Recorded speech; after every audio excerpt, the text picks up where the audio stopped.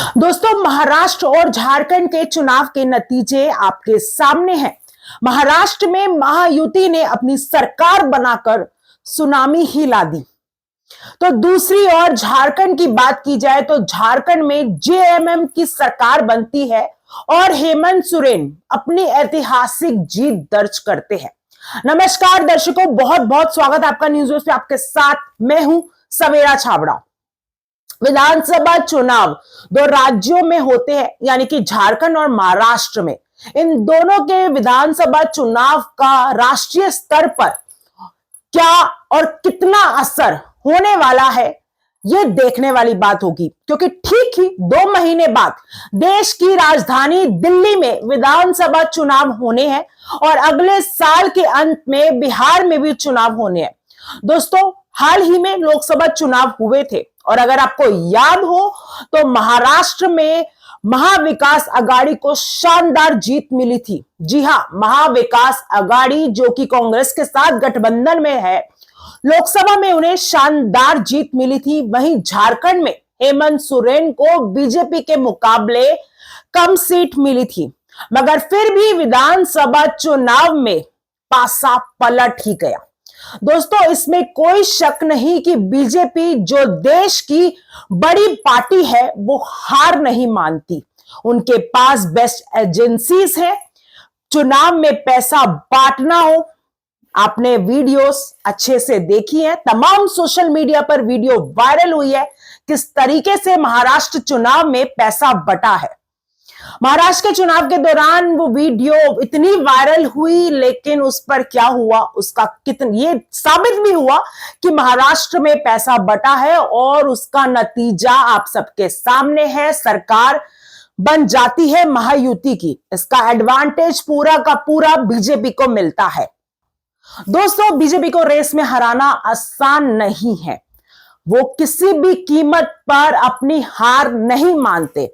अगर उन्हें महाराष्ट्र में लोकसभा में एक हार का सामना करना पड़ा तो वो चुप नहीं बैठे, बल्कि उठे और विधानसभा चुनाव में विपक्षी दल का डटकर सामना किया और जीत का परचम लहराया। वो लोग मैदान में डटकर उतरे और जो भी स्थानीय मुद्दे थे उन्हें उठाया। शुरू में ये लोग जहरीले मुद्दे से प्रचार कर रहे थे, बटेंगे तो कटेंगे, इस तरीके के बयान। लेकिन जब इस सब का विरोध उनके अपने संघ के दलों ने करा तो वो शांत हो गए।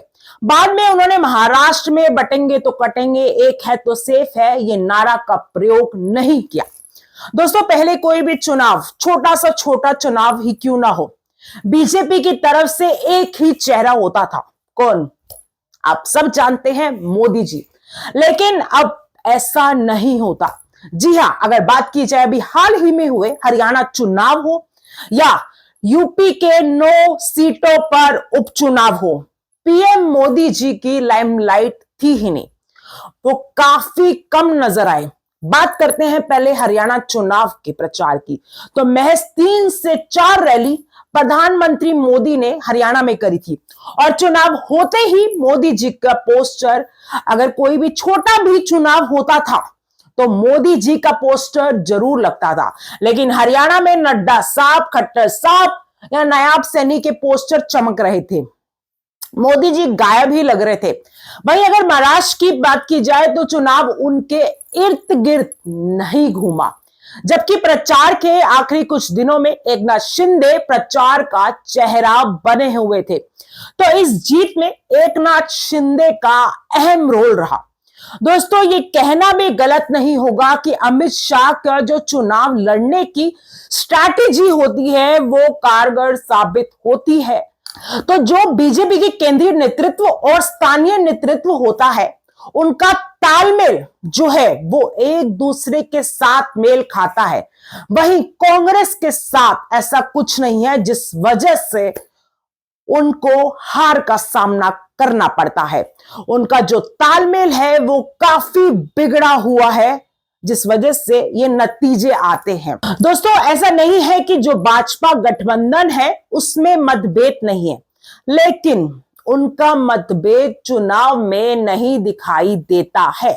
ये गठबंधन चाहता तो पहले से ही एकनाथ शिंदे को सीएम चेहरा बनाकर अपना चुनाव प्रचार कर सकता था। आखिर उनके मुद्दे लोगों तक पहुंचे और अपनाए भी गए। दोस्तों, बीजेपी किसको अपना मुख्यमंत्री बनाती है, इस वक्त ये सबसे बड़ा सवाल है, क्योंकि पिछले कुछ समय से कौन मुख्यमंत्री बनता है ये पहले से बताना बहुत मुश्किल है। दोस्तों, अब की बारी महाराष्ट्र में बीजेपी अपने दम पर 130 सीटें लेकर आई है, जो आसान नहीं थी। अब बीजेपी किसे मुख्यमंत्री बनाती है, देवेंद्र फडणवीस या एकनाथ शिंदे? एकनाथ शिंदे को भी बीजेपी मुख्यमंत्री बना सकती है, लेकिन जो मतभेद महाविकास आघाड़ी में थे, कांग्रेस, उद्धव सेना और शरद पवार, इन लोगों के मतभेद उन्हें ले डूबा। तो कहीं ना कहीं कांग्रेस के कुछ नेताओं ने बीजेपी की बी टीमों की तरह काम किया है। दोस्तों, यही फर्क है दोनों पार्टियों में। परिवर्तन की जरूरत है कांग्रेस में। बीजेपी अगर ऊपर से कोई फरमान देती है तो चाहे वो उनसे सहमत हो या ना हो, वो उसे स्वीकारते जरूर है। आपको याद होगा किसी जमाने में देवेंद्र फडणवीस मुख्यमंत्री रहे, लेकिन जैसे ही आला कमान से कमांड आई कि आपको उप मुख्यमंत्री बनना पड़ेगा, तो अंदर चाहे कितना गम हो वो उन्हें स्वीकारते हैं।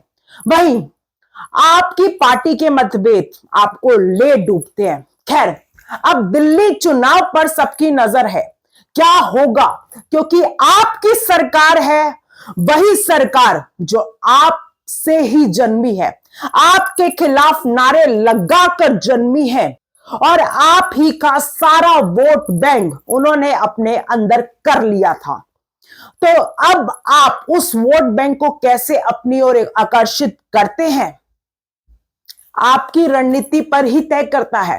खैर, ये तो वक्त बताएगा कि दिल्ली की सत्ता अब किसके हाथ में जाने वाली है, क्योंकि बीजेपी को कम आंकना बहुत गलत होगा। दोस्तों, आप लोगों को क्या लगता है, कितना असर इन विधानसभा चुनाव का दिल्ली के विधानसभा चुनाव में पड़ने वाला है? हमें अपनी राय कमेंट बॉक्स में जरूर दीजिएगा। फिलहाल के लिए इस वीडियो में इतना ही, और ऐसी वीडियोस के लिए हमारे चैनल को सब्सक्राइब करना ना भूलिएगा। धन्यवाद। जय हिंद, जय भारत।